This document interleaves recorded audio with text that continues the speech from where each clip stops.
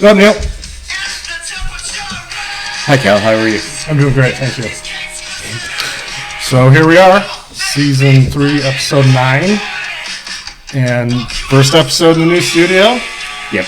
And we have a very special guest with us, Shayne O'Keefe. Hi. How's it going? Great. What up, Shayne?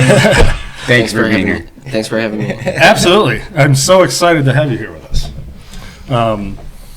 That was actually you singing that song leading in. Cake Fuck. That's right. I was going to ask, who the fuck is it? No, I'm just kidding. Yeah, So you are the lead singer of the band Gusher. that's right. And we saw you play. That's right. Yeah, we met outside of the Frank Black show at Yes. St. Andrews Hall. Yeah, you opened up for Frank Black at St. Andrews. That was sweet. Which I wasn't expecting, but Yeah. I love seeing the opening band. Saw you guys, found out you're local. We ran into each other, and a few months later, here we are. So, did you do a lot of podcasts? This is my first one. I was going to Nice. ask that earlier. but- Never done one before. Yeah. No. So, that show was awesome. Yeah, that was great. It was a pretty unexpected opportunity. Maybe a month or so before that, we had opened up for the Jesus Lizard, which was at St. Andrews also. I remember Jesus Lizard. And we were thinking, well, that was a pretty big show for us. Mhm. And we were thinking, well, maybe that will be the last time that we have a show that big. And then we got the call to open up for Frank Black like the week after it, and so we said yes. Absolutely. Yeah. Yeah, well, so we went to that, and one of our previous guests, Kevin Brace, said make sure you get there early because Gusher's opening. Nice. And so, yeah, we did. And then, immediately when we walked out and you guys started, I'm like, holy shit, this is fucking really good. And they're definitely, you can't really pigeonhole you in any sort of type of music, really, but it was really good. Thanks. I liked it a lot. Had a lot of the feel of, I would say mid to late 90s, right? Totally. And I have to say, I absolutely love your stage presence. You're like a true front man, so that it just adds to the whole thing. And then the band behind you is just top notch. Yeah, super good. Yeah, we've all been friends for a long time. I think most of us are in our 40s now, but we've all been friends since we were teenagers and playing in different bands, kind of back and forth with each other. When did Gusher start then? Gusher maybe started 2 or 3 years ago. Oh, no shit. Okay. Yeah. Obviously you were in bands before, but Mhm. this band itself and the incarnation is really pretty new. Yeah. Oh, wow. So we had, let's see, the guitar player and the bass player and myself were playing in this band called Teener before this, which is you smile because you know what that means, but a lot of other people don't. But I played drums in that band, and the singer during COVID quit. And then everyone else in the band encouraged me to be the singer. And I'd never even done karaoke before or addressed a room of people. I'd never written a poem, Are you kidding me? No. And Weird. No. yeah, We saw you. And Right. You were good. But go ahead. But yeah, I think they had the same thing. They're like, Shayne, you would be perfect for this. You've got it, whatever that is. Whatever and I was that like, is. I really didn't want to do it because Really? I had always just played drums, And playing drums in a band is really fun because you get to kind of be in control and be like you're in the driver's seat, but no one's looking Yeah. at you. Right. And you get to just hide behind everybody. And That's right. after the show, people aren't coming up to talk to the drummer. You just get to Right. Yeah, I'll go to shows and you can barely even see them in some of the venues, because Yeah. they're not even up on a riser or anything, and then sometimes, they're Yeah. front and center. So yeah, I always like that, to being able to hide. Mhm. But yeah, so they encouraged me to do it. They're like, Shayne, you got to do it. And I said, fine. And we wrote, 7 or 8 songs and played our first show. Mhm. I was at the UFO factory, and I was terrified. I always had stage fright really bad my whole life. I've been playing in bands since I was a teenager. Uh-huh. I always have like stage fright. I have to, even if we're playing to like one person. I remember, a long time ago I played at a club in Los Angeles, and there was one person at the show, and I was like, had like nerves really bad. Well, you still hope they like it. I mean, right? No matter what. Yeah. I mean, But I'm talking like diarrhea, like anxiety. Just like I have to like hide in the car and like can't. I never drank before shows when I was playing drums, you know. So you just have to kind of like hide out and be scared. It sucks. Wow. But first show, terrified, and then as soon as the drummer clicked in the first song and I started, I was like, oh my god, this is like so easy and fun, and wow, that's rad. Yeah, I never would have guessed that you. And I'm like sang. not nervous anymore. It's like, it's strange and fun. I mean, it's almost like once you actually just put yourself out there, you realize it's not as scary and everything that you're making it out to be, and you actually end up liking it. So, and then I'm sure you feed off of the crowd too. That probably adds. Totally. At first I was really nervous. I'm like, oh, everyone's looking at me. Everyone's like analyzing what I'm saying. And then you realize like most people here are just passively enjoying the show. Like you're really just, all the shows you ever play are just like these low stakes, like bar shows. Maybe 100 people will be there, but like a lot of people are just there to like socialize in the like local low stakes rock and roll scene, and then hopefully hear and talk to their friends and like see some cool bands and stuff. Yeah. But most people aren't even really there to like see the band. You're probably right. Most people aren't. Yeah. And so you realize that you're like, okay, maybe half of the people are even paying attention, and then maybe 2 of those people out of that half are like, you know, music heads or like good players Who they actually know who if are you like sound good or really not. paying attention. Right. And then might be critiquing you if you Right. like. But there's really nothing to be afraid of. No, and there it's isn't.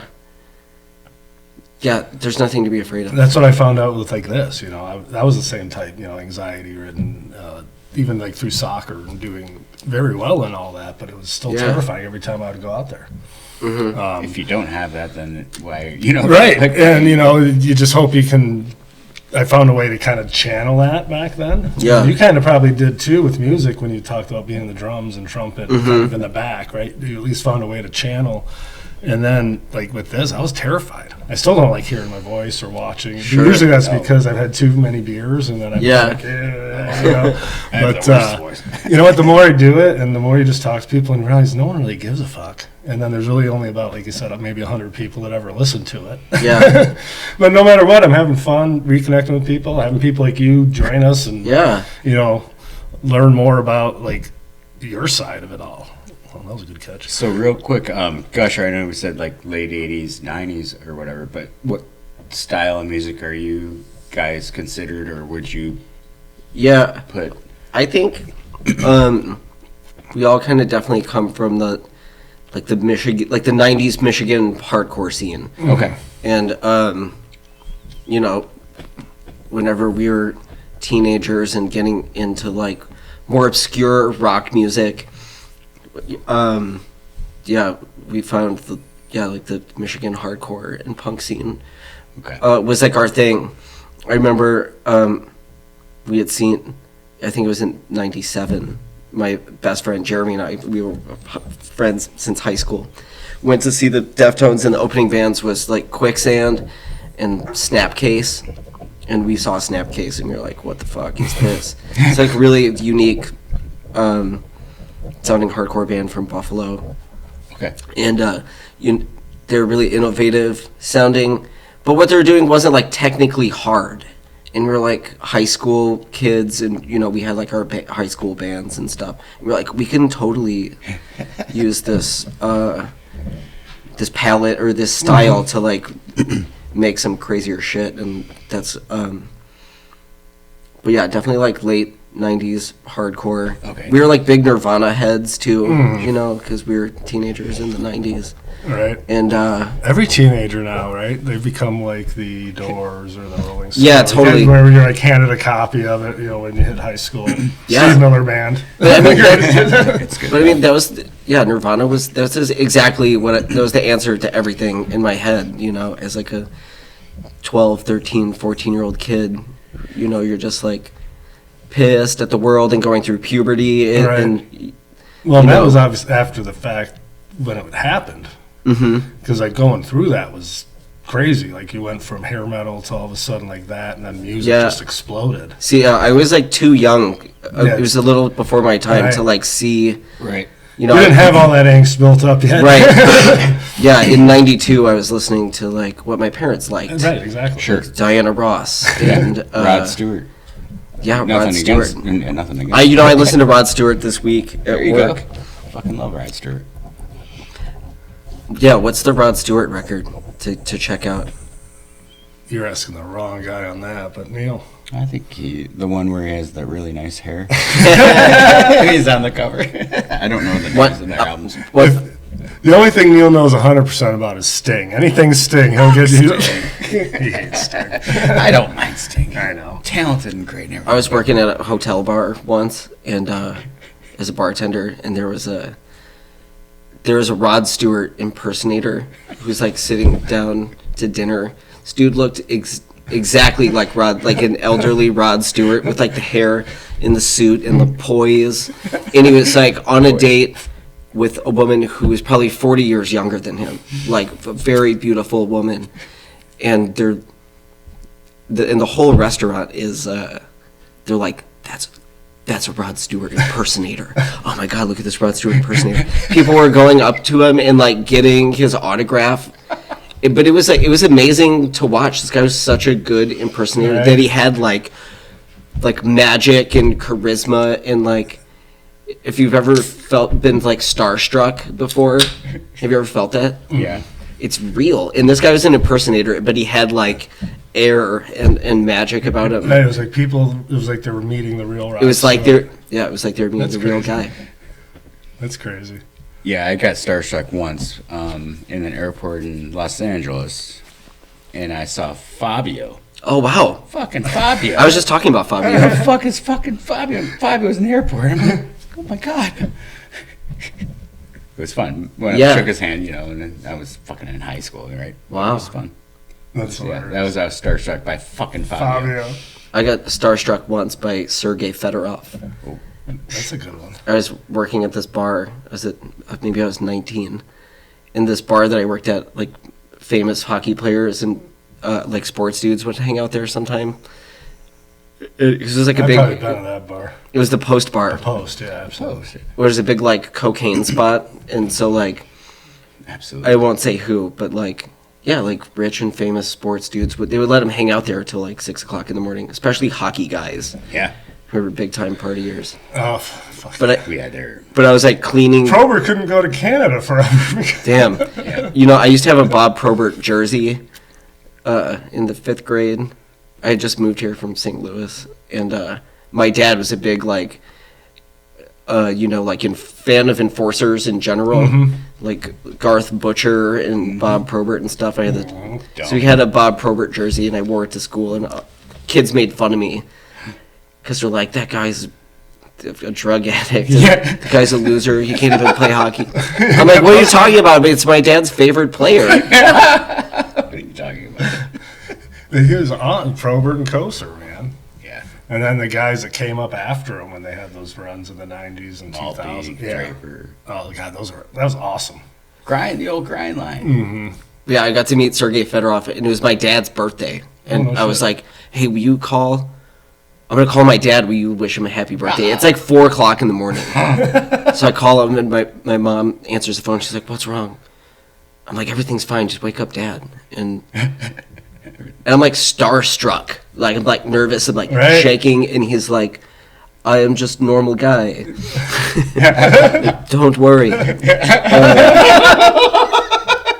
Don't worry, I won't take you back to And Russia.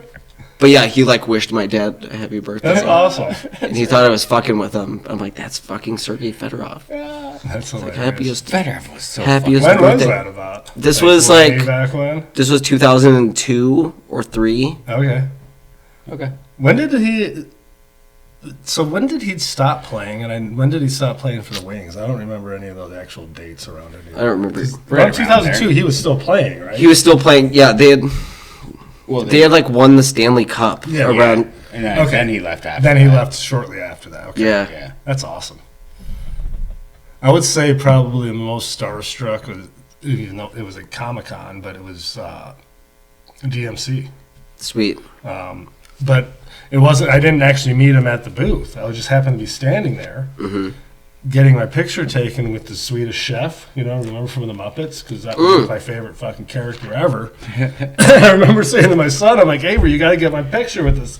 And as I'm getting my picture taken, here DMC walked right by, so I hurry up and I just started walking next to him and talked to him the whole time we were walking back to the table or whatever that he was at.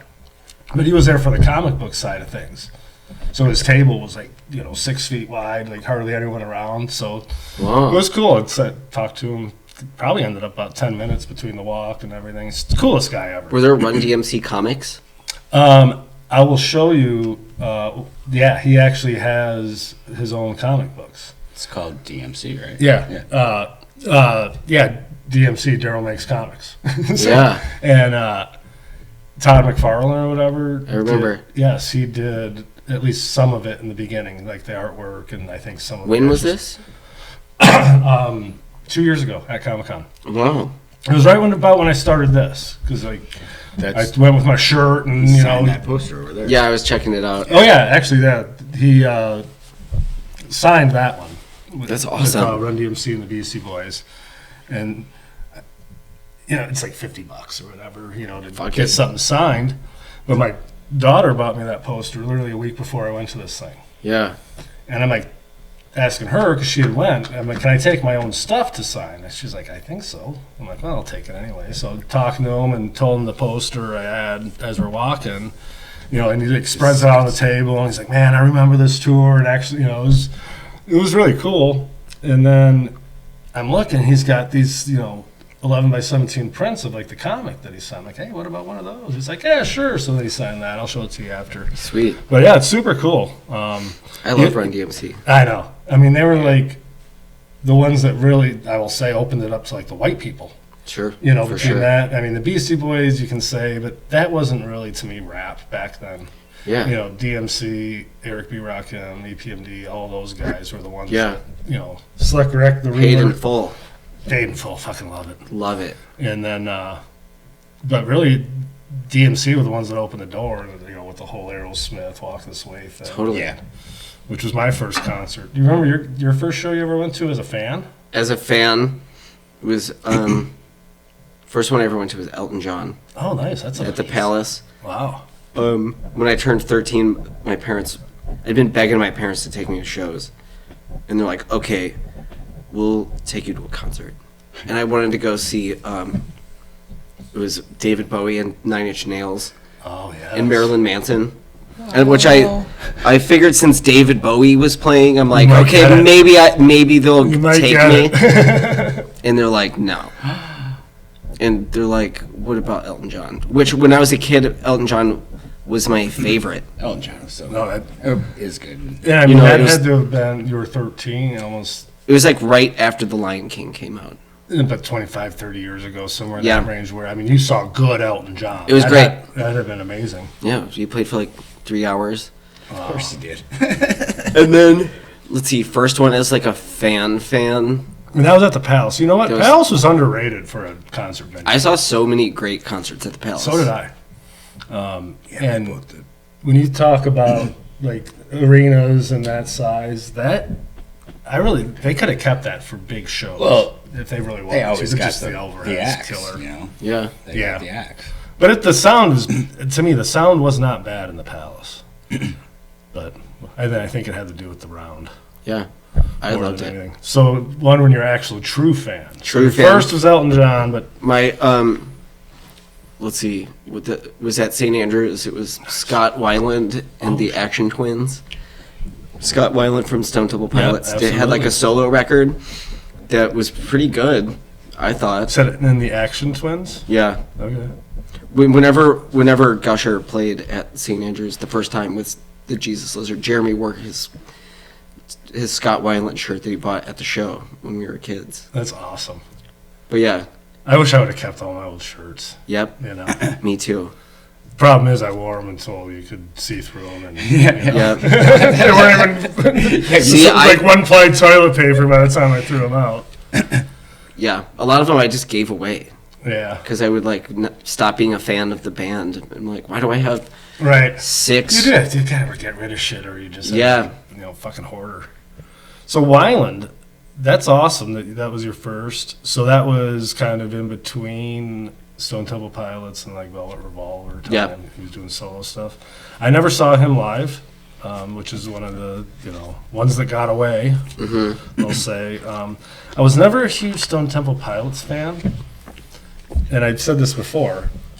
But then I listened to Velvet Revolver, and then going back to like listen to Stone Temple Pilots was like a whole new appreciation. Yeah. I don't know. Yeah, It's just one of those things where I think at that point in time in my life, late teens, early 20s, where you're like, oh, I don't like him for no good goddamn reason other than, Yeah. he had super pink hair, Yeah, right. Something dumb. And then you're like, fuck, I really missed out on all that shit for a long time, So that was at St. Andrews. What a great place. And full circle, man, from your first show that you were happy to go to actually playing there.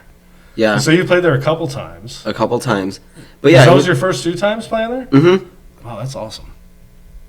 I still can't get over you guys only 2 to 3 years old and that this is your first time singing. I'm like mind blown, to be honest. And then you throw in the fact that you actually own a bicycle shop. Oh, yeah, that's right. Right? So we haven't even talked about that. I'm like, wait, what the?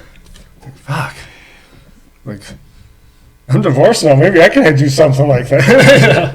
Well, how was the bicycle shop like? That seems like it's a pretty cool gig. It's a pretty cool gig. Now, where are you located at? It's in Corktown. Oh, no shit. So right in Detroit. It's in Detroit on Michigan Avenue. Oh, that's awesome. It's right across the street from Slo's Barbecue. Oh, okay. Which I don't know, everybody knows where that's at. Yeah, everyone knows Slo's. Same block right there. Is it? No shit. What is it called now? It's called Metropolis Cycles. Metropolis. After I saw the film, the Fritz Lang film, Metropolis. Maybe Which the is? Kraftwerk song. Yes. Also, it was like a. They just played here, Kraftwerk. Yeah. I think at Royal Oak. It was at the Masonic Temple. Masonic, okay. Oh, it was Masonic. Yeah. Yeah. So, how long have you been with the shop? About, let's see, we started May 9th, 2015. So it's been 10 years. You just turned 10? Yep. Nice. Congratulations. Thank you. Yeah, congratulations. Before that, I was like I said, I was a bartender for a long time, and I was, maybe I was 25, 26. And just kind of looking around at a lot of my older coworkers and stuff. I'm like, man, that's gonna be me if I stay a lifetime. If I am a bartender forever. Bartender. Which, by the way, you make a shit ton of fucking money. It's a pretty good job. Absolutely. But it's like you said, is that where I want to be 10 years from now? Right. I didn't want to be like addicted to alcohol and coming home at 4:00 in the morning all the time. I'm like, no one's gonna like love me. That was one of my things too. So I was like looking for true love, and I would, date people for 6 months and then they would leave me and start dating somebody more stable. Right. Well, your schedules are totally fucking off kilter. Yeah. And they're like, oh, this thing ain't working. And you're like, But yeah, also I'm like, I'm like a college dropout. I like don't come from money. This is like, Me too. I like to party and dance and I like music and like I want to have a cool, fun, sexy life. Right. And like being a 25-year-old bartender, like that sounds like what I want to do. It sounds fun. But I realized at some point I'm like, I can't do this forever. I'm gonna die. Yeah. No one's gonna love me. And you grow out of it. Right. And then I really like bicycles for a number of reasons. And And there were no bicycle stores in Detroit at the time. Mhm. There were hardly like any stores in Detroit at the time. No, For true. sure. But yeah, this place, the Hub, opened up, which is like a kind of like it's a storefront that raises money for like this bicycle educational nonprofit, which I had been a volunteer at for years, just to like find something fun to do and to like, Right. find new people to be friends with. I was a volunteer up there, so I volunteered just, just helping like people with no money at all, like get a bicycle so that they can get around. Right, And get helping, around, like- to get around, actually have ownership of something, take care of something. And Yeah. you know what? Once you get even that little glimmer, it's amazing what can happen. Totally. You know, if you just keep building little by little. And you know what? Sometimes it takes a person like you to encourage them, or some Yeah. random stranger that just, for whatever, that little moment. And, Mm-hmm. and what I've learned is if you start living your life that way, and everything just seems to kind of get clearer and fall in place. Yeah. I mean, it's funny because you mentioned earlier, because you were in the marching band, you're a drummer, you played trumpet. And, Yeah. And Neil, you asked, you just must be super, like, musically inclined or into it. But what did you say? Like, Oh, to me, yeah. it was like the most, Yeah. like, There- kid growing up in our time Yeah. mentality, or, within 10 years mentality. Yeah, Neil was just like, why? So like, why music? Did you just have like music in your heart? And I was like, I was just trying to like be good, I Right. just wanted to like be good, be a good student, please your parents. Mm-hmm. What does a good student do? Like I'll play a musical instrument that will impress my parents, and that's good. Mm-hmm. Or take a foreign language like French, like use it. I was gonna say, they're like Spanish or French? You took French? Yeah. Of course you did. I was Spanish. it like looks like a choice, but that a child is making, but really it's like it's a choice you make out of fear, Right. Or because you're being led there because you already know, Or you feel like you what have what to your do it. parents or your teachers The like want you expectation. to do. Yeah, Right. And it was funny because I was always the same way. Yeah. Growing up, like you always wanted to do the right thing, and if I ever got in trouble, it was like, oh my god, it was like the end of the goddamn world. Totally. And just led to just so much just anxiety and worrying and all that shit. And then you realize that none of that shit just ever fucking matters. Yeah. And once you actually get to that point, if you ever do, because a lot of people don't, They don't. and it is like the most amazing feeling ever. Yeah. And like I said, it comes over time. You feel it here, and then you're like, Yeah. then once you actually get that full moment, it's amazing, isn't it? Yeah. When did it happen for you? It started literally probably 2 years ago with this, and then Mhm. obviously going through divorce and everything else. Yeah. But what I saw was I just lost myself, Mm-hmm. and just I would say almost like gave up. Yeah. I was living. I was surviving. I wasn't actually like living. And then I started doing this. And I decided out the format, what I was doing. Neil was going to be a co-host before he even knew that. Yeah. And it was all around the music because for me, it's always been the number one connector of everyone in the world. Mm-hmm. There's nothing else that connects everyone. Forever and ever. And ever. I've Way had people back. try to tell me things that do, and I can always point to a way it doesn't. Yeah. But music does. Whether you are, the biggest star ever, whether you were, in the marching band as a drummer and now the lead singer of Gusher, that somehow that shit happened. Always do. But it brings everyone together. Like that day at Frank Black, in between sets, I go outside, catch some air or whatever. I'm like, holy shit. For me, Yeah. I kind of got butterflies when I saw you walk out. And I'm like, hey, how's it going, And because to me, I do literally the just same watched you on the stage. Yeah. And when I said, like, your stage presence, this is what really surprised me about the never singing and your kind of anxiety of being in front of people. Because Yeah. watching you, like, strut up there and dance around, Like, I was gonna ask you, like, were you a dancer? Like, if you'd go to a high school dance, would you actually be out there doing shit, or would you just kind of be hanging out? Get your cardboard out and break I would- dance? Because what I saw was a dude that was like early, like Mick Jagger, and people on Sure. the stage that aren't really, Yeah. you're not playing the instrument, but you're fucking still up there grooving. Like, at Yeah. times, I would be like, is that Joe Cocker? Yeah. You're up there fucking grooving, dude. Yeah. No, I didn't find like dance until Right. a little bit later. That's hilarious. I was like always like too shy Right. to dance. Right, I was But, like, embarrassed. Like, oh my God, people are Yeah. gonna be watching me, but no one fucking cares. And once you realize that no one else really cares, and if they do, then usually they're the ones with the issue. Oh, that's you know. usually it. But yeah, They Right. are the ones. Well, you don't know that shit growing up. You just feel like I everyone. know, I get it. I was Brandon Walsh. I was a wallflower. 90210 reference might be before your time. I remember the show, but I don't think I watched it. Yeah. I know the Flaming Lips got. Or the- Yes, Flaming Lips were definitely. Was that Melrose Place or was that 90210? That's a good question. I know they got their big break from Yes. putting on that show. And you know what? I just saw. It I think it was. Which one is It it? might have been 90210. I thought it I think it was 90. I think it was. Yeah. Peach Pad Peach after dark. After Dark. Yeah. Is it a good show? 90210? Yeah. I mean, Yeah, if you're growing up was fucking fucking awesome, right? 18, 17. Well, 'cause actually, I spanned, like, I grew up in high school, like, almost, I think, all 4 years almost. Of, Yeah. Like, 90210, and then I went to college. And when we went to UAD, Yeah. like, there was the only TV we had in the dorms, and that was, like we did when we were kids. Basic. 247, Yeah. 20, and 50, right? Yeah. Nothing other than that. So, but you would watch all those shows, and Is that on NBC or Fox? that was a Fox show. Fox. Yeah. That was when Fox really like made the push Oh, to yeah, like they fucking start fucking with exploded. people. Yeah. Between 90210 Melrose and then In Living you had the- Color. Remember that Sunday Yeah. nights? In Living Color just fucking. That was pretty good. That was awesome. Jim Carrey got his break on that.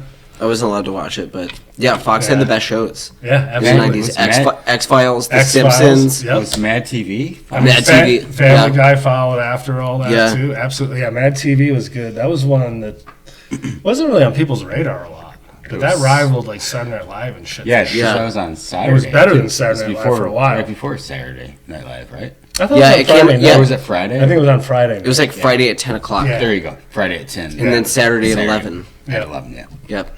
11:30 after 11:30. your local news. So,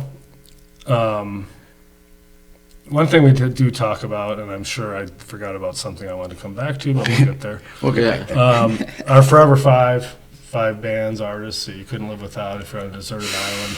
We don't have to go over them now, but I want to Yeah. make sure we hit those before. But if you ain't ready to dump them all on us, what you got for one or two of them right I now? think, Yes, you're going to be good. yeah, I don't know. Top 5. So I would probably pick, I don't know, bands that I really like, that have a huge catalog that I just haven't listened to. Because, like, all my favorite bands, like, I've listened to them so much. So got some of the guardrails around it. Yeah. I'm a Spotify guy, so you go to Spotify, Yeah. you search the band's name, literally anything that comes in when you search, you can, Like, everything's good. right. So for the example I use, like Lou Reed's in my Forever 5, Oh, yeah. because if you search Lou Reed, you're going to get like every single Okay. Velvet Underground song Yeah. Lou Reed sings. I have Totally. CSNY. They're dropping out. Actually, I have an update on my Forever 5, but Crosby, Stills, Nash and Young. They're dropping out. But you know why? Update. Because they have, when you search CSNY, there's so many Neil Young songs, but they're truly Neil Young songs. Yeah. But hey, it's kind of a loophole, Yeah. so you're not pigeonholed So- so much. CSNY doesn't count because it's like 4 individual guys. Well, if I put in, like, this is where my nerds gets a hold of me. If I search Crosby, Stills, Nash and Young in Spotify, Yeah. you know how it'll give you their list, anything that shows up there. Because you know what? There's so much live. They've sang so many Neil Young songs live, but they're all together. Yeah. So technically it's a CSNY. So it's that Yeah. loophole where I get more Neil Young, where if I have Neil Young, I'm not going to get all the CSNY stuff. Mm-hmm. Same thing with Lou Reed and Velvet Underground. If I pick Velvet Underground, I don't get all that Lou Reed shit. So I would pick Sade, Does that start with a CH or is it SH? It's like SADE. Yeah, like the R&B singer. Yeah. Yep, Sade's. They always used to say Sade, but it's Sade. It's on her first record, like the pronunciation is like printed on the label, and it's okay. Sade. I didn't know. I totally. A lot of people. But if you say it, a lot of people don't know what you're talking about. So like sometimes it'll be like, gotcha. Sade. But yeah, I absolutely love her. So how did you get to love her? You know, Because I was not expecting that. When I was a teenager, yeah, no shit. When I was a teenager, the Deftones covered a couple of her songs, and that put her on my radar. Okay. And then I think just like living in Detroit and like just listening to, just like R&B radio out of like passing cars, and just I remember seeing there's like this homeless dude that I knew, and I like. I got to like watched him respond to like he could hear one of her songs like playing out of a car, and he was just like, wow, and just like to watch this guy like be emotional about music. I was like, holy shit, like this, right. It just hits. Yeah, it totally hits. And then I don't know, they're like all those great deep songs about like. Just like love and connection, and she has this, it sounds like dark and like lonely. It has like this morose tone, but it's all these great songs about like love and friendship, and it just like makes me emotional. Like every time I listen to it, love it. And it's like all her records are so good. I listen to them all the time. Absolutely beautiful voice. So good. Because that was me. She's been around forever. I love that you fucking said that as your number one. You're like that. So if I had to guess one of yours, I thought it would be Deftones. No. No. I really liked the Deftones when I was a teenager, and I still like them. But it's forever. That was my question, because I never was a Deftones fan. Yeah. But I've come over the last couple of years, just by whatever, and I did see them a little bit at Lollapalooza last summer, which was cool. Yeah. For me, it's like I love seeing bands I haven't seen. I love seeing all different genres. Yeah. So I'm like, and like I said, the ones that got away, I'm like, everyone loves the Deftones. Okay, I got them. Yeah. And it was cool. But do they still put out new stuff, or is it? They still put out new stuff. They do, like they have consistently throughout. Yeah. Okay. I saw them at Little Caesars Arena like a month ago. I know it was recent. Sold out. Was it good? It was awesome. Yeah. And it's. But you kind of grew out of them. I totally grew out of it and just moved on to other stuff. But it was cool to go back to that show and see like, the place was filled with like, like queer Mexican teenagers and like people in their 50s and like everywhere in between. Like it's so awesome. Yeah. Because I love it. Like now you have. I went and saw Helmet. Yeah. At the Magic Bag, and they did the 30th anniversary of Betty. Yeah, that's right. And holy shit, it was so awesome. But like you see all different walks of life now across the board, because we're like, you have those super fans for 30 years, and you have all these like younger generations now that are like picking up on your music that's now cool. It's it is. It's super fun, and you talk to people, and it's just, and that's the one thing that it's over and over. It's like, man, the crowd's so. All across the board, all walks of life, which is just what it's all about. Yep. When you can sit and look at the guy next to you that you would never talk to ever in your life, and just have the best time because you're there for the same reason. Yeah. So that was a cool. Who was there with the Deftones? I forget. Oh, the Mars Volta opened. Oh, that's right. They played some bizarre, like soft rock, really? New stuff. I don't know. See, I'm not familiar with them, but I've heard. Their first couple records are like. They're out of this world. Really? So good. And then they didn't. I don't know. I think they didn't play for a while. Okay. But they're one of those bands. They're always ahead of their time too. So like I would say their set was universally not liked by everyone in the arena. And but whenever they used to be in a band at the Drive-In, which. I remember that band. I saw them at the Palace. They opened up for Rage Against the Machine. Do you remember the year of that show? It was 99, I think, or 2000. I think I was at that show. Gangstar played also. Yeah, I think I was. And I remember seeing At the Drive-In, there's all this hype about At the Drive-In, and I remember seeing them, I'm like, that was terrible. What a terrible band. Everyone in the place agreed. And then, like, 2 weeks later, like, At the Drive-In was, like, one of the biggest underground bands on the planet, and they had this, like, meteoric rise to popularity. And like, their records are awesome. You ever listen to At the Drive-In? Mm-mm. I mean, I've heard of that, but I was never. It's great. Huh. I wrote it down. Yeah. It's I'm like gonna write it down, too. absolutely. They had a song that made it to the radio, One Armed Scissor, which is like maybe not their best song, but A lot it of was times radio that works play. out, and that's what we were talking about. Like growing up, and I mean, I grew up where at first I had albums, then tape, cassettes, then CDs, but that was the thing. I used to love getting the actual thing. You would listen to all of it. The radio song's usually the worst one. You find your deeper cuts. Yeah. And that was always my thing. If I put one in, I'm listening to it all the way through. I mean, And if I don't like it, then I just don't put it in anymore. But usually you would get what you like or whatever because you had to go out and buy it for like $15 fucking. yeah. And like in the early 90s, I mean, CDs you were lucky if you found them for $10, $11, but they'd be up pushing like $20 at that time. And it's like, you better be ready to commit to that shit. I remember when And they made it harder to copy shit too. Yeah. Before you just throw it on cassettes and then, well. Yeah, I remember when Harmony House closed, CDs were $20. Yes. And Absolutely. everyone knows that they cost like 8 cents to make. Right. Well, that's why Columbia House was great.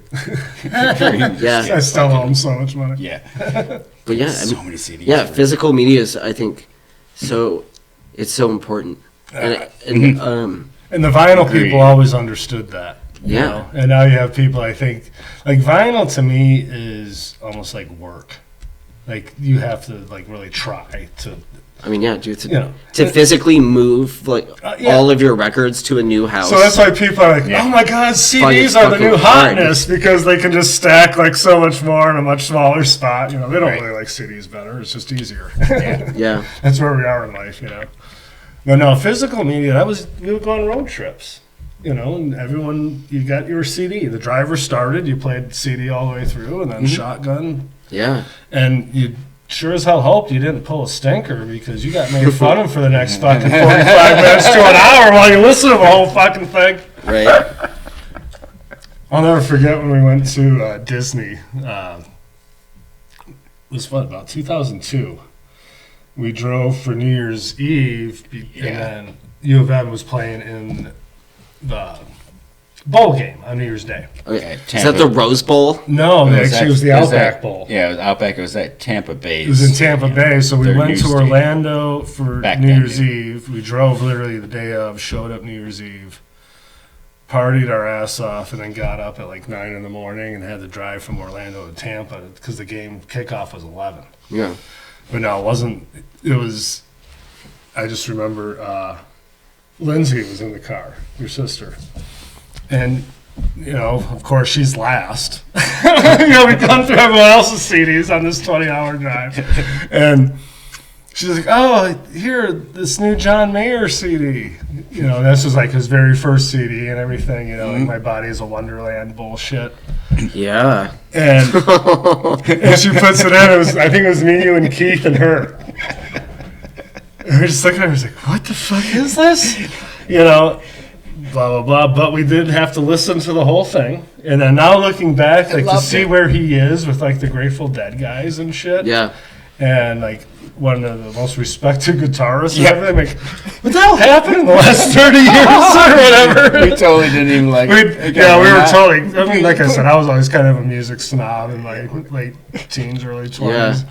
And now I'm like, wow, he's actually really fucking good. He can play guitar. good. And Great he seems to be voice. like a very good businessman because I think he owns at least, 51% of Dead & Company now. Oh, wow. So when everything moves on, he's got it and keeps it safe, right? Because he's been with those guys forever. Yeah. I mean, I say forever, but I think it's probably like 15 years now. Yeah. I don't really know anything about No, John no. Mayer or the Grateful Dead. I really don't either. But like, I don't know. I think it would be cool to learn about that stuff. You know what's cool about it? Tell me. And I'm not a jam band guy. Yeah. All. You know, so like Fish or, you know, the new one's Goose. I did go like see Goose at, in Grand Rapids because everyone's like, oh my God, you got to check them out. But you know what? Like a jam band show is so much fun. Or Billy Strings. I mean, he's basically a jam band guy now. Oh, we went to Fish that one time. And we went to Fish, went to Oysterhead, but the crowds are just so much fun. Mm-hmm. You know, and then they go off on, you know, their 20-minute version of a song. Everyone's just dancing, and it's really cool. You know, there's some good people watching and everything. It's just usually a good vibe. Very good vibes. Like if you ever want to go to a show just because you want to and have a good time, go to a jam band. But it's not for everyone either. Yeah. You know, if I were to suggest any, I mean, I would probably say Fish. I checked out a Fish record recently. Yeah. What'd you think? I think it was fine. It was totally fine. So which one was it? Do you remember? It was the one. It was like the really popular one. Fluff head. I don't remember any of the songs, but I think it had like a. I remember seeing the album cover. Well, because the thing is, like, in magazines it's when I the was a same kid. thing. Like, you know, whether it was Grateful Dead or Fish or Pick 'Em All, like their recorded albums are obviously way different than what you see. Sure. So then, if it was a live album, then it's closer, obviously, to what, you know, because they still aren't doing a lot of the 30-minute shit if it's a live album. But Yeah. Fish is cool, and actually going to Bourbon and Beyond down in Kentucky in September. Nice. For a festival, and they actually are doing they're a headliner, and they're doing 2 sets in the same night, so I'm pretty pumped about that. Do you take like psychedelic drugs when you go to these things? I will say I have in the past. Did. Yeah. In the past. I wouldn't mind. I trying don't that anymore, again. But yeah, back in the day, definitely. I've experimented at shows. Yeah. When I was in college, I think everyone probably did. But in my later years, I've stuck to these usually. That's it. Safe bet. Yeah. Beers. Absolutely.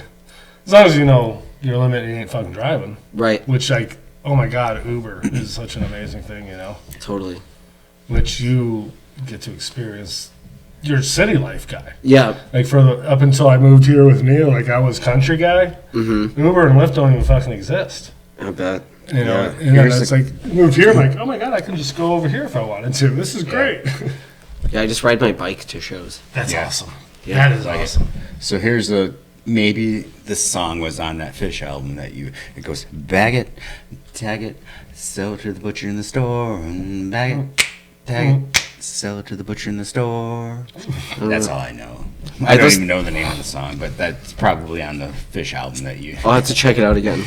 During COVID, I went to Mexico when you weren't supposed to on vacation. Nice. And went to this like really Fucking badass. Fuck the law!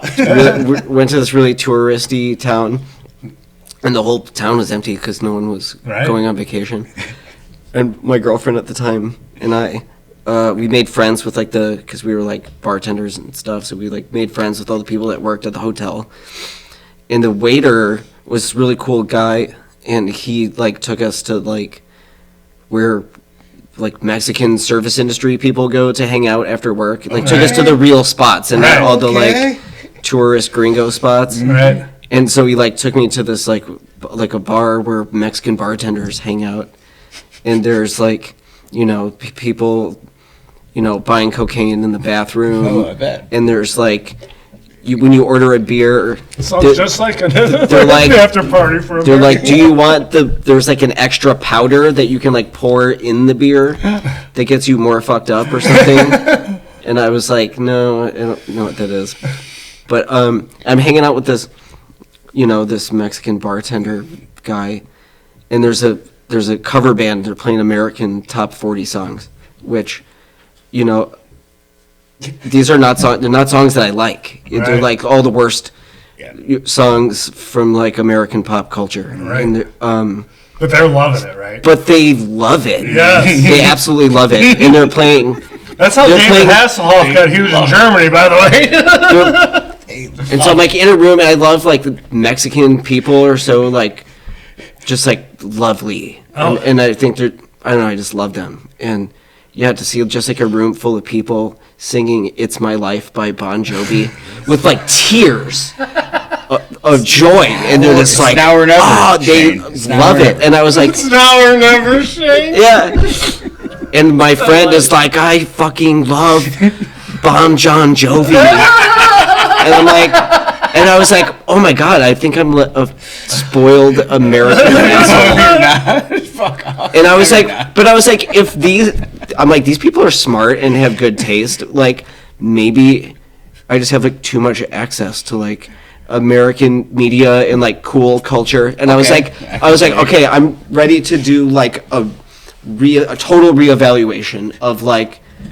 American pop music. And I'm like, anything that there's so much stuff I just decided was not cool based on like the kind of people that like Correct. it. So I was like, never, and I was like, I'm gonna listen to every air quotes uncool band. And so like, I was like, all right, Fish, let's go.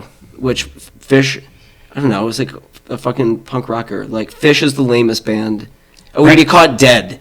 At a Fish show. At a Fish show, liking Fish as a kid, you know, because I'm like, you know, afraid of being ostracized by other cool people. And so I'm like, all right, I'm going to give like an honest adult listen to Fish. And I'm like, you know, at the bike shop, which is like where, you know, like aging hipsters just end up working in bikes because they want to still do cool stuff. Right. And they're just like, Shayne. And you love people. Yeah. And you get to talk, you know. And my coworkers are like, Shayne, what are you doing? Like, you can't be trifling with our, you know, with our good name like this. You can't be listening to Fish at work. And I'm just like, this is fun. Like, so I'm like listening to Fish, and I'm like, this is actually not bad. I like would never like really, you know, if Fish is a can of beer in the fridge, like I'm not really grabbing a can of It's Fish. not the first one you're grabbing. No. But like, As the in a night pinch, goes on, though? it's like not bad. In a pinch, it's not bad. Right? It's like a Bud Light Lime or something. It's awesome. Yeah, That's it's about a that. great fucking. And so We've I'm all like, been there. so I'm like, all right, let's keep going. So I'm It's just not like, quite the half-drank fucking Meisterbrow from the night before. You realize Right. it is, but it's it's- a Bud Light line. but I can see why people like it, and it's like not my thing, but Right. it like isn't bad. Right. It's, No, it's not. I can see why people think it's cool. And you know what I don't like about that, though, is like you're not shitting all over the people that do just absolutely love it. right. Because you know what? You love a lot of shit that they ain't gonna like, too. And you know Oh, what? that's the good shit. And so That's just how I'm music is. you know, and so yeah, I'm just like, all right, I'm checking out every band. So if you listen to Bon Jovi? Bon Jovi, like every band that like played Lilith Fair, you know, like, you know, not that like Lady Rock isn't cool or something, but like, you know, listening to like, you know, early '90s Ani DeFranco and just Melissa Etheridge. or like Jewel, Jewel. Pieces of You, like there's like those are some pretty Jewel's good songs. very good. Jewel's good. Uh-huh. But yeah, like, I don't know how you guys feel about the Red Hot Chili Peppers, but So I was like, you know, been listening to the Chili Peppers a lot, which like, There's like a bunch where they fucking love, and then there's a fucking bunch that hate. when I was in Mexico though on vacation, I was watching Mexican Netflix, and there's all these music docs, and so I was like, I had food poisoning, and I was like just watching TV. Of course you did. You're in Mexico. Go ahead. Drink the water. And there was 2 Red Hot Chili Peppers documentaries that were basically like, you know, it basically played out like a 1977 like punk documentary where dudes are just like, I remember when we first heard the Sex Pistols and it changed my life. But it was like Mexican people talking about the Red Hot Chili Peppers when they played Lollapalooza. Yeah, in I like, saw that in one. like 91. 92. 92. It was 92 when they played. They were And it like headliners. had like a 1977 punk moment for like all of Latin America. Really? And it like and like they're just like one of the most important bands to ever happen to like the I was whole there. like most of the Western world. Wow. That's crazy. So for me, Chili Peppers, I've never actually. I loved like early on, like right around that Lollapalooza time. Blood Sugar Sex Magic it's was awesome. my favorite. So good. That is for me the pinnacle of Chili Peppers, and also like how you said earlier with the Deftones, like some of that shit I just got over. Mm-hmm. You know, like, and Chili Peppers were one of those ones, but you always at least, I mean, especially back then, you know, you still listen to the radio and shit, so you'd catch all their songs, at least were on the radio. Yeah. And like, you know, they're still good. I loved Under the Bridge, you know, and Mother's Milk and all the earlier stuff. My favorite is One Hot Minute, the one with Dave Navarro. Yes. Because I was like 14 or 15 right when that came out. And Navarro's awesome. 96. Yeah, it was awesome. Mm-hmm. I love Dave Navarro. I never saw Jane's Addiction, the full lineup. I remember we saw him like 2000 at the Palace. Yeah. And it was Perry Farrell, Stephen Perkins, and Navarro, but not Eric Avery. Yeah. And then when I saw him, that show you were at. The Smashing Pumpkins show? Yeah, and it was everyone except for Navarro, but Eric Avery was there. Yeah, because he was sick. Yes, long COVID. That's right. And then they did the whole reunion thing that blew up. But so I never actually saw that full incarnation of that band. Yeah. Was that was Jane's Addictions like one of those bands you loved back then? Yeah. How'd you end up going to that show? Like, because for me, that was like my dream lineup from the 90s. You know? Yeah.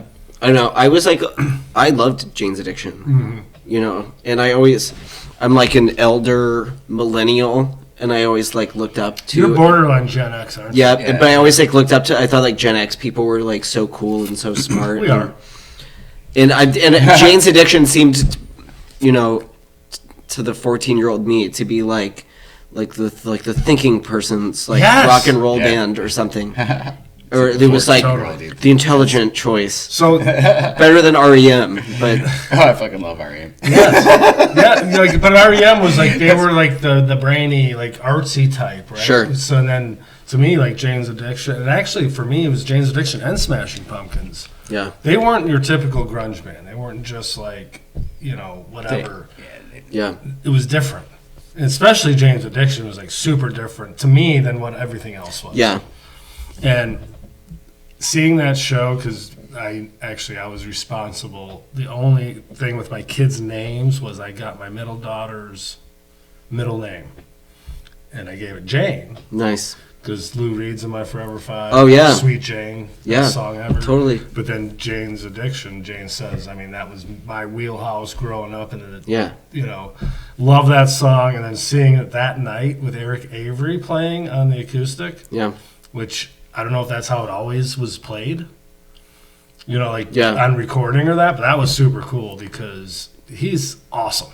Yeah. You know, a lot of people don't look at the bass player and say that guy's awesome, but Eric Avery is top notch. Yeah. Did you like Porno for Pyros? You know, we went to the Did you see him at the farewell tour? Yeah. At the Fillmore, yeah. Did you go? Yeah, I was working. I bartend at the Fillmore sometimes. Oh, really? Yeah. Yeah, that was a cool show. Actually, Mike Watt was playing bass. Yes. Yeah, Mike Watt. Oh, God, I fucking love him. I love Mike Watt. You went to the show. Where were you working? I was working. We probably got beer from working the main bar. Oh, really? Oh, the main, right? So I got to like see the show and stuff. That's awesome. It was great. So I love the Fillmore. That's my favorite venue of all time. Yeah. That show was super cool. And it's funny because I was asking about those ear things, right? Like singers or whatever.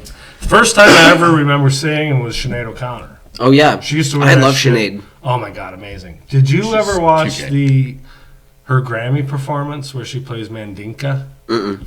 And it was where...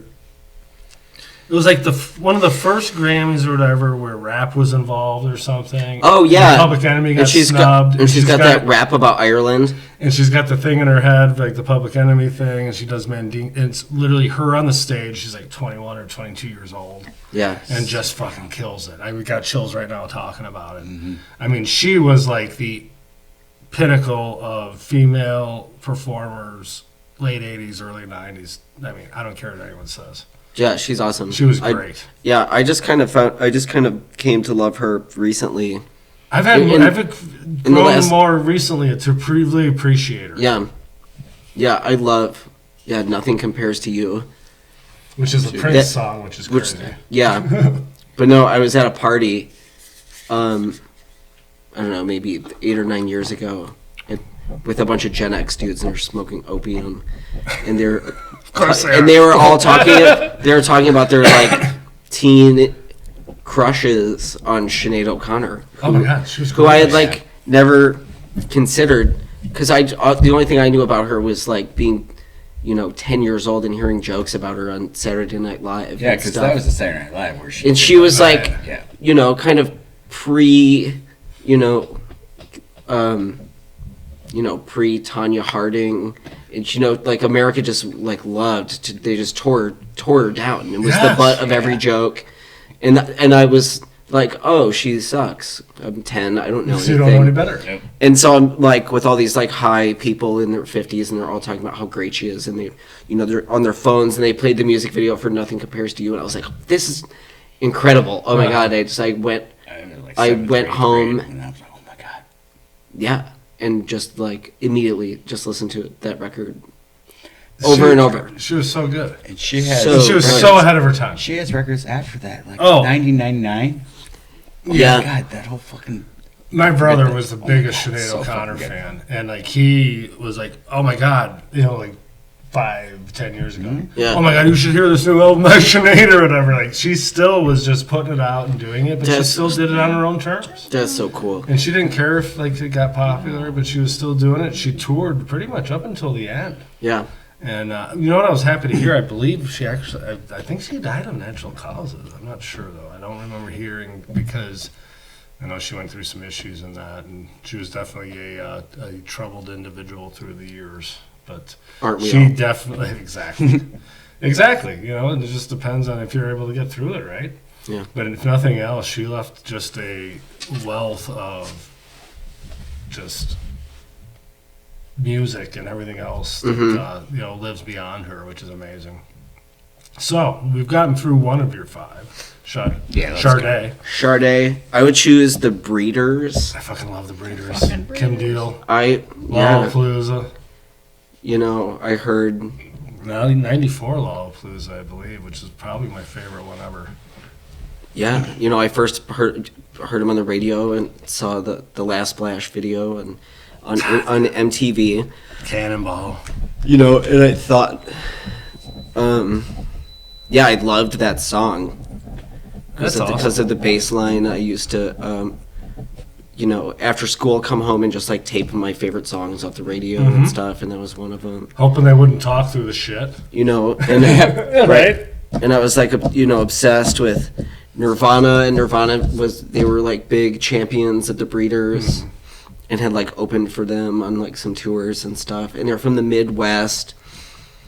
Well, and Kim Deal's, Pixies with Frank Black. So yeah, I didn't even know about the Pixies when I heard Breeders is her twin sister, right? Kim and Kelly Deal. Yep. I don't. Are they twins? I'm almost positive they're twins, and sometimes I'm right, sometimes I'm wrong, but no one cares because no one listens. But I thought they were twins. I think they're not twins. You guys talk. Okay. But I think the Breeders, those twins, the sisters. I love the sounds of like siblings singing together, like sibling harmony, because like the voices sound so similar, but they're like eerily different because they're siblings. But you can tell that they've just been singing together. Correct. When you hear siblings singing, it just like reminds me of like childhood and my early childhood and like my brothers and like the whole sibling. They're twins. I can't believe I didn't know that. I just Wikipedia. I don't know if Are they that's true. fraternal twins? I don't know. I can look at. Go ahead. I think they're identical. Identical. I think so. Go ahead. But no, they're super good, and like I was never a Pixies fan. I don't know, do you ever listen to them when you were growing up? I love the Pixies. Not that I knew the songs, but just never really dug in deep to it. And then I saw them June last year and going in July, but really good. And then going to that Frank Black show. He's just an icon. But that was where I knew the Breeders before I ever knew the Pixies. And I love the fucking Breeders. Same. I love the Breeders. I have I've seen them a bunch of times. I own all their records. Nice. They were touring again. They tour every couple years. Yeah. Kim Deal recorded and released a solo record that came out last year. which is phenomenal. It's got horns and strings on it and stuff. Nice. You know, like it's like a Sinatra record, but it's Kim Deal. I love just all different kinds of Fraternal, instrument. Fraternal, nice. Fraternal Silks. I love all kinds of like instruments and when they just Yeah. incorporate everything, and it's just, and going back to just the jam band thing. I finally, I think, pinpointed what it is for me, because I'm not a huge jam band guy, but jam bands usually have a ton of keyboards in it. Mm-hmm. And I am a sucker for fucking keyboards, no matter what it is, you know. Yeah. Like Black Crowes, like we would go see them. You know, it's kind of I almost equate it kind of like keyboards and a lot of that with almost like that hippie jam band Sure. kind of like Allman Brothers were huge in keys and stuff. Well, yeah. I mean, that was, yeah, like the Rhodes piano was definitely like one of the hallmarks of like a good touring rock Right. band. Wilco. There was another one with like the keyboards and everything. Yeah, so I've pinpointed. I think that's what it is for me. You just go and enjoy the show. Yeah. Never really know what the fuck they're playing. I mean, it was funny because I go and I post videos and you look at the set list, you know. Yeah. And this one for Goose, and it's like the name of the song, and then it also has underneath like 5 or 6 different songs that they played during that song. And then it just says unfinished. Like they never even finished the fucking song, but it lasted 25 minutes. Yeah. I'm like, how do I even post this? I don't even know what to say. I think at the one time I even sent you a message like, hey, what's the name of this song? It was your song. Oh yeah.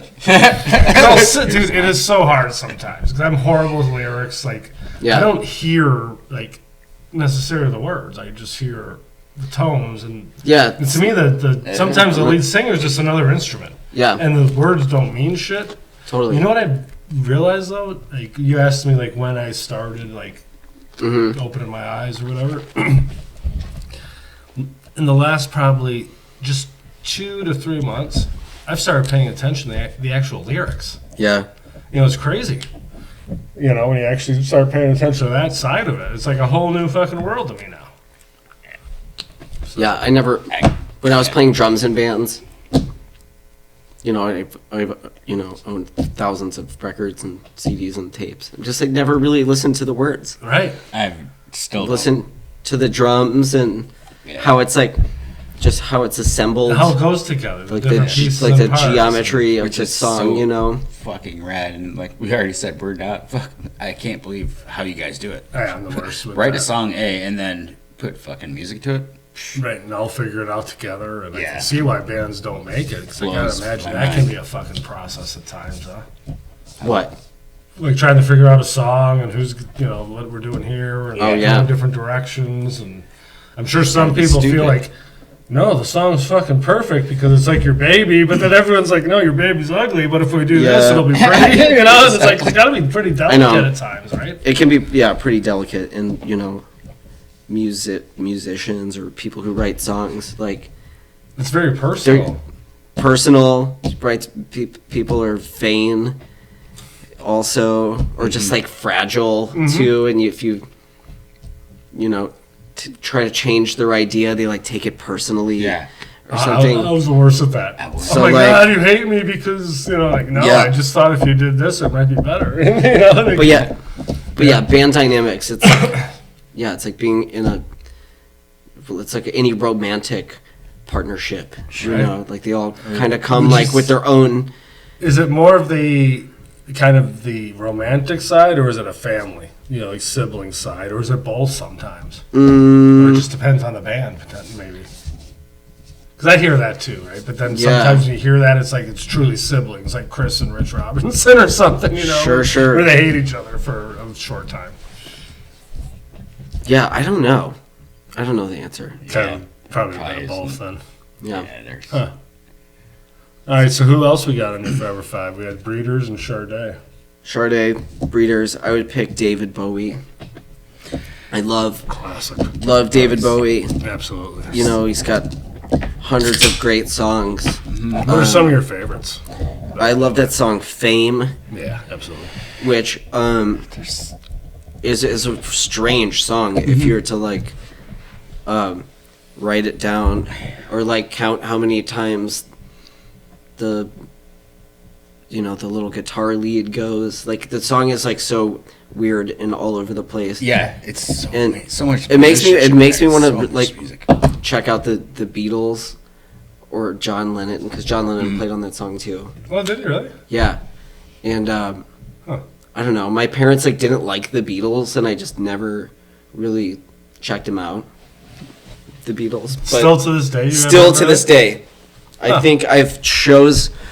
Whenever I was going through my listening to uncool music phase, which I'm still going through, I've like I love that. I listened to the Beatles a couple times, and it I don't know, it was cool, but I never really got into the Beatles either. I mean, I like them; they're great. But one I need to listen. So I understand the love for the Beatles because, but people are already doing rock and roll before the Beatles. Elvis was doing that shit long before him. yeah You know, black people were doing that shit long before Yeah. him. They were the first like commercially successful people that did it. yeah And if they were from the United States, they never would have been as big as they were. It was that phenomenon coming over the pond, you know, back in the 63, 64. yeah And then to hear the music, and I was like, wow, this is different than anything we've ever heard. God damn it, they should not have like 7 songs in the top 10 at the Yeah. same time. Right. You know what I mean? They weren't that fucking good. I'm sorry. They were the Beatles. yeah The Beatles, 67, 68 on, that's the Beatles you want to actually listen to as far as I'm concerned. yeah That earlier stuff, someone else was going to do that if they didn't. I wanna hold your Right. hand. 8 days a Which week. is still great. I mean, They're great, don't get me wrong, but it wasn't that much different than what was already coming. They were just the ones that just kind of kicked the fucking door down. yeah The girls fucking loved them, you know. But if you look at who came after, who was all right around there was so much great music then. So for the longest time, I was kind of like, fuck the Beatles, to be honest. no I did You the know, but same then thing. I kind of did the same thing. Like then you listen to them, like yeah, they were really good, you know. But some of that early stuff I could do without, to be honest. Like remember they had the 2 like double album like greatest hits, the red and the blue. Was And the that one, in- the one was like 64 to 66, and then it was like 67 on. I'm like, why even bother with the first one? You know, like when they started doing drugs and doing other things, they got a hell of a lot more interesting, and their music got better. totally But so did everyone's at the time, right? So we got Bowie. I would pick Sonic Youth Nice. also. Nice. That's one that a lot of people don't cite as a very favorite band of theirs. I love Sonic Youth. I was a love passive Sonic Youth fan. I did see the very last touring Lollapalooza I went to. Yeah. Sonic Youth was the headliner, which is cool. I did get to see him. Fucking Thurston Moore, Kim Gordon. Kim Gordon. Fucking top notch. I love How'd you get turned on to them? Because I mean, that's obviously Sonic Youth. How did I get turned on to them? You know, I think I just saw like a photo, like a cool looking photograph. I was like, this is a cool looking band with this like cool hot woman. yes. Like, It's like and like 70 now, isn't that crazy? Yeah. she's 70. She's nuts. she's hot as Yeah. fuck. I think still Kind of Helen Mirren. the But yeah, I don't know. How to get? You know, I saw the music video for "Bull in the Heather," which was, yeah, Great tune. great song, right? And it was like super sexy video because you've got, you know, Kim Gordon, and then you've got Kathleen Hanna from Bikini Kill, just like nice. you know, So- dancing around and like looking hot and jumping on beds and stuff. And, So like, wait, she's the one Jumping married to on the Beastie beds. Boy, right? Yep. Yeah. So you had to have been like 10 years old, listening to this? Or when did you find I out would- about Sonic Youth? that was when I first really checked them out, but yeah, it was just as a teenager, just seeing them on MTV, Love that. Yeah. and then just buying just buying the CDs Yeah. used at Record Time, Used, Roseville.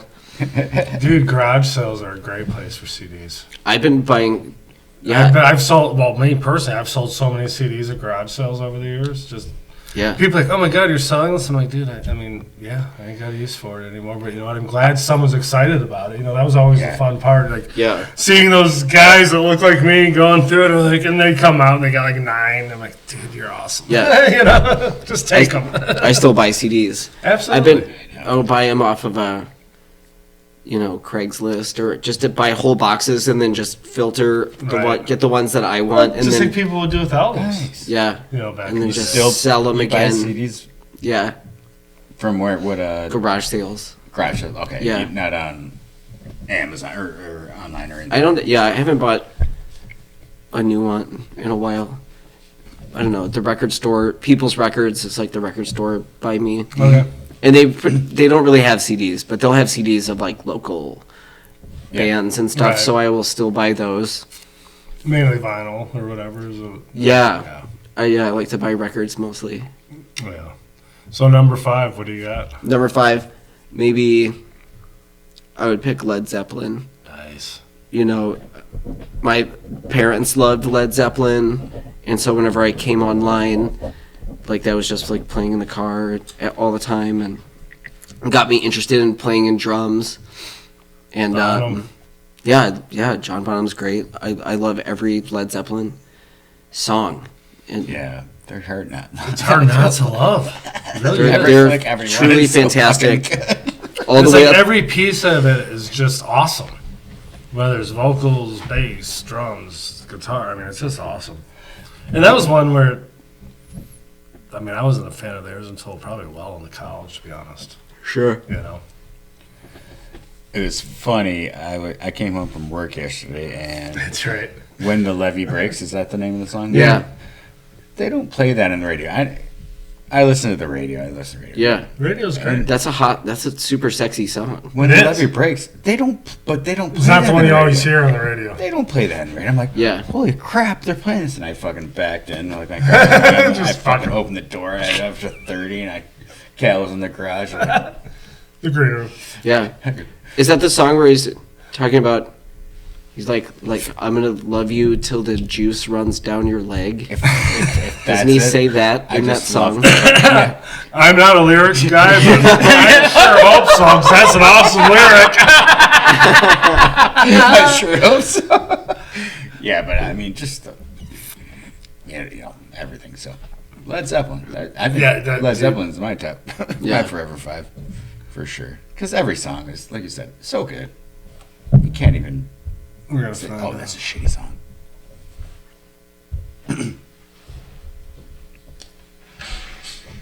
Is this the song that's the Beastie Boys sample too. Right. Yes. Off of Rhymin' and Stealin'. Yes. Rhymin' and Stealin'. Beastie Boys are so fucking good, man. I love the Beastie Boys. Absolutely. I saw them for the first time in '92. Wow. And then the last time, like 98, 99. So good. I never saw them earlier on, but when I saw them was Check Your Head tour when they sweet instruments and everything. That was like a life changing because Rollins Band opened up for them. Oh wow! So seeing Henry Rollins and actually the Lunch Mob opened up for them. Oh wow, that's great. So yeah, it was a great. That was in Kalamazoo. It was like my first road trip show. I was a senior in high school. Picked up my brother at Eastern. Had a ton of stories from that one. We'll keep those for another day. I thought you were going to say a ton of acid. Oh, no. We did that too. No. Not me, I was a good boy in college. We talked about that. We only did good things until you realize you didn't have to do good things anymore. Yeah. I saw the Beastie Boys at Kobo on that to the 5 Boroughs tour. Yeah. Talib Kweli opened. Mm-hmm. And then they like a dog show was one of the other opening acts. Nice. It was like a dude with like 30 trained dogs who were like jumping through hoops and catching frisbees. You mentioned 9 Inch Nails earlier. Yeah. I saw them 94 New Year's Eve show at the Palace. Where they had the Jim Rose Circus outfit up. I remember hearing commercials for that on the radio. Oh my god, it was amazing. And I ended up, they had the pit, the wall, and then the seats on the main floor, but the pit was only, call it 30 feet back. I ended up talking to some guy out of his tickets, and he had my third level or whatever, way up there, because I go, oh my God, your main floor, that's going to be crazy. And he gives me the, I'll trade you tickets.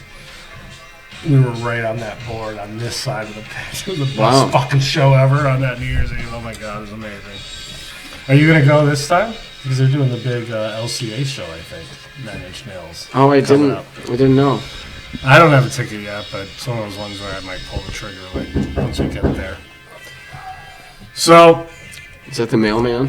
Yeah, probably. But one, thanks for being here, dude. Yeah. This has been an absolute blast. Love talking to you.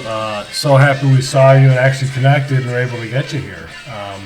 Thank you, Shayne. Yeah. Thanks. Make sure you check out Gusher. Awesome, especially seeing him live.